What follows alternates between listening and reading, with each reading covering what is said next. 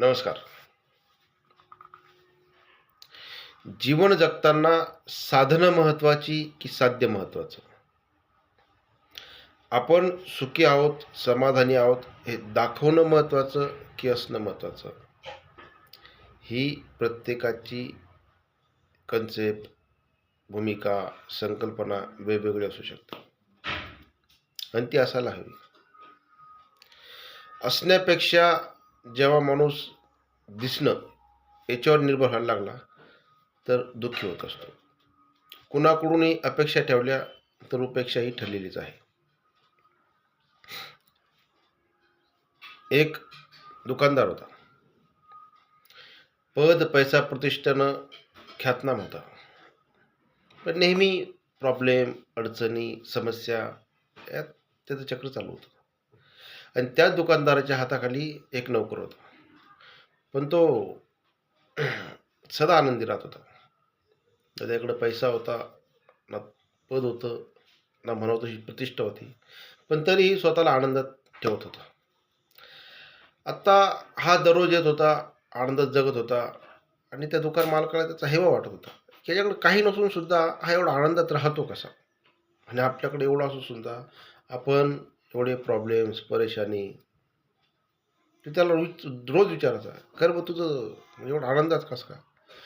तो म्हणायचा की "साहेब, जगण्यासाठी ज्या गोष्टी लागतात ना, तर ती परमेश्वर, परमात्मा, निर्मिक आपल्याला देत असतो. ही प्रकृती, परमात्मा प्रत्येकाची गरज भागवू शकतो.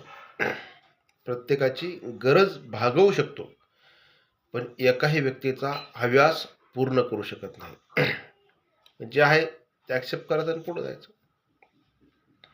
त्याला ते नवल वाटायचं. त्याने एक दिवस ठरवलं की नेमकं याचं घर आपण पाहिलं पाहिजे आणि त्याच्या माघारी तो त्याच्या घरी गेला. त्याच्या घरी गेल्यानंतर त्यानं त्याच्या खोलीमध्ये एक 10,000चं बंडल ठेवलं आणि तिथं लपून राहिला.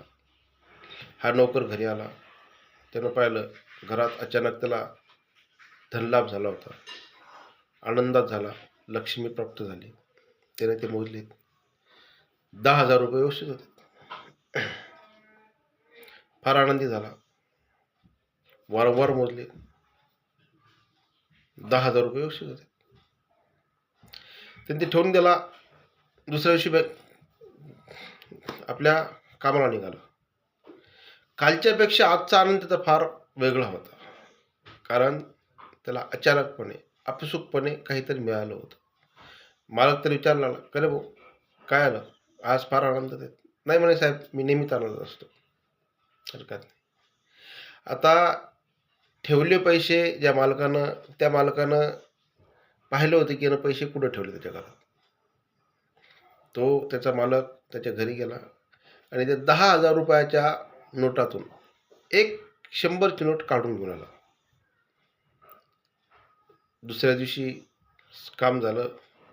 तो नोकर घरी गेला आणि परत मिळालेली रक्कम मोजायला लागला. आता ती मोजता त्यातली एक नोट त्याला कमी व्हायला लागली. तो विचार करायला लागला, अच्छा, काल तर 10,000 होते, आता एक नोट कशी? एकदा, दोनदा, तीनदा मोजलं तरी त्याला विचलित आला. एक नोट गेली कुठे? आपण तर खर्चच नाही केली, जसे होते तसेच ठेवले. 9,900 एवढेच पैसे भरायला लागले. 10,000 होते. प्रॉब्लेममध्ये आला. रात्रभर त्याला चैन पडेना. काय करावं? दुसऱ्या दिवशी दुकानात आला. नेहमीपेक्षा आणि कालपेक्षा त्याच्या चेहऱ्यावरचा आनंद कमी झालेला होता. मालकाने त्याला परत विचारलं, "का रे भाऊ, तू तर नेहमी आनंदात राहतो, आज काही टेन्शन आहे का?" वास्तविकता त्यालाही माहिती होती, वास्तविकता यालाही माहिती होती. पण प्रत्येकजण आपली वास्तविकता लपवायचा प्रयत्न करतो. तो म्हणे, "काही नाही साहेब, व्यवस्थित आहे, काही प्रॉब्लेम नाही." याच्या डोक्यात एकच चिंता की याला 10,000 रुपये दिले होते, एक नोट गेली म्हणून हा चिंतित आहे. याच्याकडं भरपूर प्रॉपर्टी असून सुद्धा हा चिंतित आहे. याला अचानक मिळालेला 10,000चा धनलाभ, त्यात एक नोट नाही, फक्त एक नोट, फुकटचे 10,000 मिळाले ते, त्यात एक नोट नाही, तरी हा चिंतेत आहे. चिंतेत दोघंही आहेत, ज्याच्याकडे आहे तोही, ज्याच्याकडे नाही तोही. पद, पैसा, प्रतिष्ठा आणि प्रसिद्धी ह्या प्रत्येकाकडे यथावकाश असतात, पण त्या आपल्या जीवनामध्ये किती आवश्यक आहे आणि ते आपल्यावर किती हवी होतात हे पाहणं सगळ्यात महत्त्वाचं आहे. अर्थात आनंद बाहेर नसतो, तुमच्या आत असतो, फक्त त्याची अनुभूती तुम्हाला घेता आली पाहिजे. धन्यवाद.